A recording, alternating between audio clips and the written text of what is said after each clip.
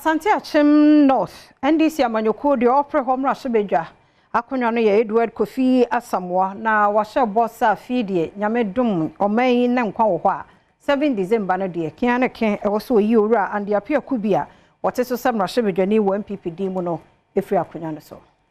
National Democratic Congress NDC amanyoko no owo Asante Akyem North ede ato ne manfo anim se omohwese omobeto aba no ede ama no na wakomra hyebedwam no wetimi aboa ede enyuma awodo abampatemu se ne omanfo nso ebekọ nanim.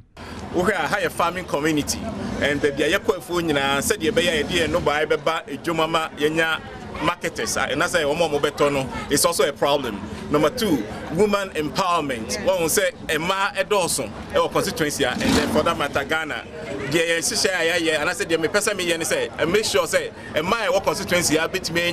working capital. Now omutimi dia ye enyema eso omudi ye. Constituency chairman Emma NDC amanyoko no ewo Asante Akyem North enso edito manfo anim se ye contest aye ko nyina ye say to make sure say ye campaigning massively to make sure say ye betimi awini city no na his excellency John Dramani Mahama so numbers a wonya ye no ye betimi appreciate ni yakoye nim asene sa eti no bibia so da di say Asante Akyem North for hanom so oba obi a pese nsesa ye dey eba ye kwa gobobo referee nyamo aben eya den akoka say we ne be wini ye players say you say TC field and so ye be wini.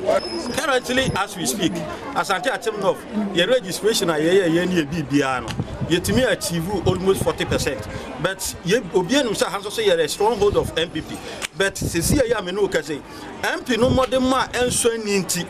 ama obia ba mu abu eno na ma ye wo enyina so say senkrofo ba mu abudi a eno na wo say yetimi de chief Kofi Asamoah ba no beka his excellency John Dramani Mahama na say